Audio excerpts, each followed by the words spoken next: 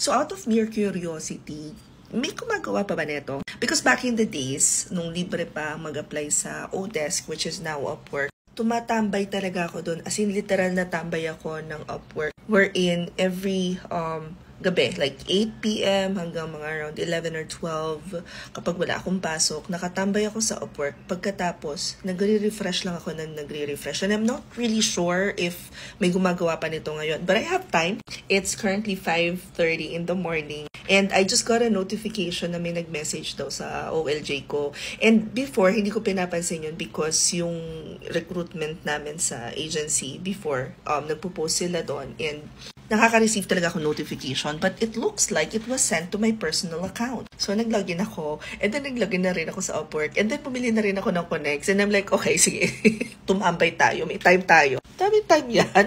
So, going back, one thing that I do, back in the days, is tumatambay ako sa Upwork at saka sa online job. So, as you can see, nandyan na yung mga filters ko. Nilagay ko dyan. Ito, binago ko kanina. Naka 25 yan. So, hindi naman na tayo nag-ano ngayon. So, yan. Yung filters na applicable, lalo na kung wala kayo masyadong experience. And then, sa online jobs naman, wala akong ginagamit na filter. But you can also refine your search results here. So, kagaya niyan, may bagong post. I-right click ko lang yan. Open in a new tab.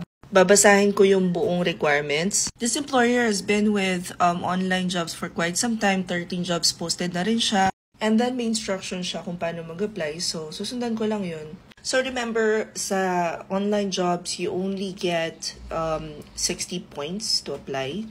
Sa Upwork naman, meron kang connects. So, you can buy connects. Now, one thing that I have in mind sa online jobs is you really have to be picky because ang dami dito na sobrang baba nung offer. Like, for example, meron dito media buyer $4 an hour, which is for me is a no. Pero kung pasok yun sa panlasa nyo, bakit hindi?